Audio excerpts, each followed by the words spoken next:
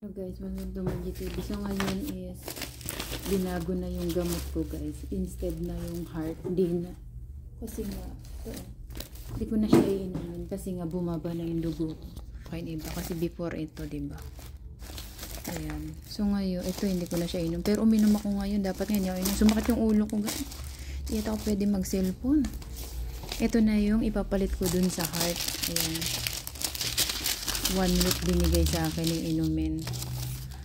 Ang ano lang naman niya is 1.25 mg bisoprolol. Ayan. 1 tablet a day guys.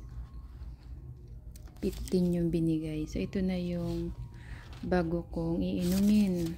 Tapos ito naman yung sa March 15 meron na naman akong ititest ako, walang kain yung cholesterol. Ayan yung mga sa akin guys to. Ayan, potassium. Ayan, i-check kung okay ba. Ininom ko tuloy yung gamot.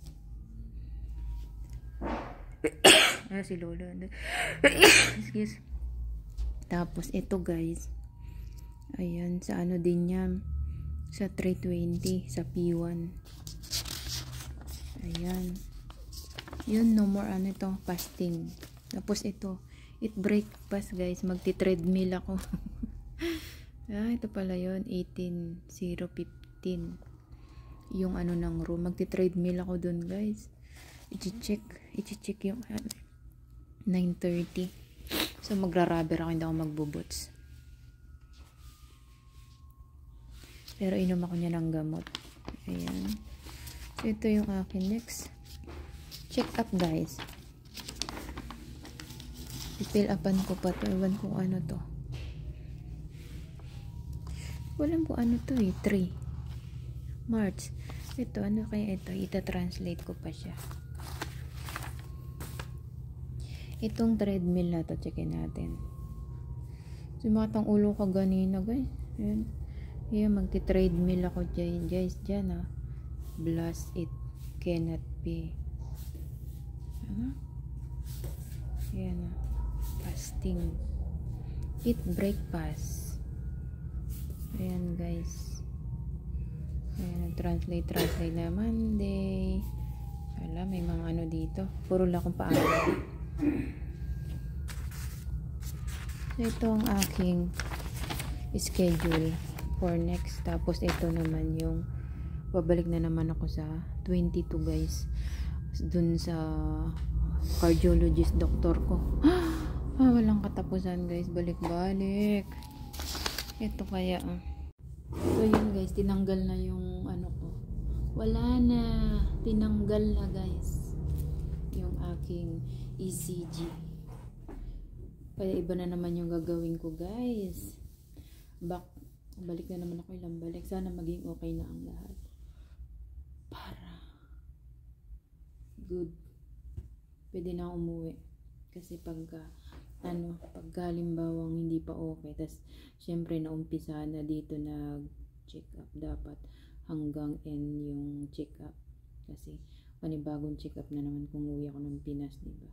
Kaya dapat kung okay na ako, yun pwede na. Pero kung hindi pa okay, hindi pa ako makauwi. So, yun ang aking update for today sa aking health journey. Pero never akong pa-stress or isipin ko na, ay, ba't kaya may sakit ako ganito? Hindi. Kasi, pag na-stress ka, madadagdagan lalo yung sakit mo. Diba? Kaya kailangan, cool lang. Sige, kung ano yung pinapatest, go. Pero never ako nervous and kabahan. Ganun. At least yung gamot ko isa na lang. Kaya rest muna ako sa pag ng cellphone, hindi ako magtutok kasi katulad ngayon sumakit yung ulo ko guys, ibis na hindi na ako inom ng gamot, hindi na ako pinapainom, uminom ako nito, sumakit yung ulo ko dito. Ito hindi ko na to inumin, basta ang sabi na inumin ko ito na lang for sa dugo. So 1.25 bumaba na.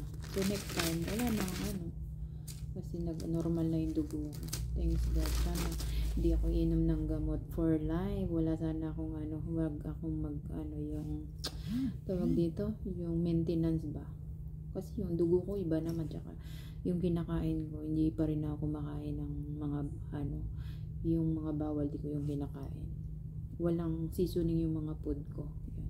So yun lang aking vlog for today sa aking update journey, guys.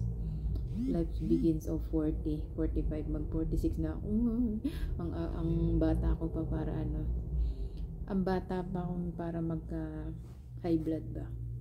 Kasi yung mga pagkain ko gulay, di ba? Low carb, high carb, boom. Ayan. So next vacation ko, rest na ako, guys. Hindi na ako yung pagod ba. Yung akala natin yung katawan natin hindi susuko, parang ganun. Kumbaga, hindi natin nararamdaman yung pagod kasi nga busy tayo. After all, kapag ka-relax ka na, ayan na, mararamdaman mo na yung mga sakit. So yun lang. Thank you so much and God bless.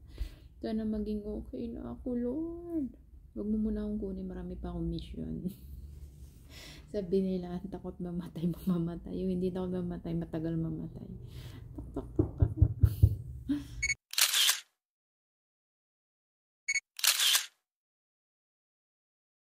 Yung old kong ito yung una kong gamot, guys, heart, diba? Yan. Ganun din, Concor, bisoprolol din yung kaso lang, ilang grams to? 5 milligram pala yun. So ngayon binabaan na siya dahil mababa ng ang dugo ko. Ito na ngayon bago, guys. Yan. Ito yung old. Ito dala-dala ko tong notebook na to kasi nga pinakita ko sa kanya. Tapos yun, sabi niya, yung mga maba 100 na nga siya, 113 ganyan. Dahil dito sa gamot na to. Kaya binago na yung gamot ko. Kung noon hinahati ko siya, ngayon hindi na ako maghati, isa-isa na lang. Tsaka mababang milligram na lang, o diba? Sana hindi na ako inom at umukay na.